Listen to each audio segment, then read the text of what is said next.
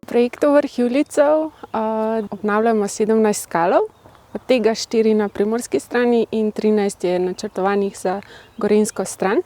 Eden izmed takih primerov je Kal na planini Podkuk. Tam smo obnovili kal in kaj hitro se je noter nabrala voda in že kakšen teden potem oziroma po parih dneh so se tja vrnile dvoživke.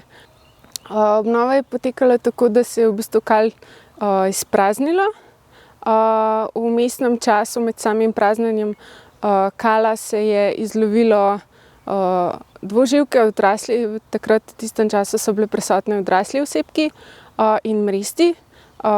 Shranilo se jih je v posode in v bistvu preneslo na drugam, da se je v tem času kal lahko obnovil. Začela so se gradbena dela, potem je kotanja bila čisto suha, kar mora biti zaradi polaganja folije. Zadevo so nekoliko še poglobili, zatesnili s folijo, nasuli tisti material, ki je bil tam in potem utrdili brežino.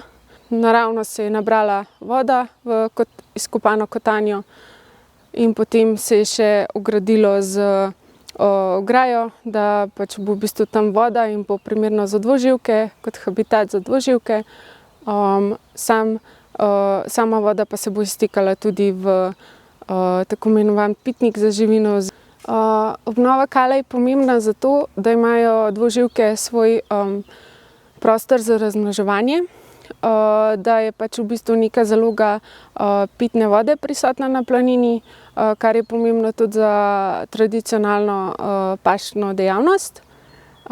Pri akciji smo sodelovali iz javnega zavoda Triglavski narodni park, občina Tolmin. Zelo nam je pomagal naravovarstveni nadzornik na samem terenu s fizičnimi deli, pa tudi v bistvu z poznavanjem lokalnega okolja in pomagali so nam tudi z Centra za kartografijo flore in favne.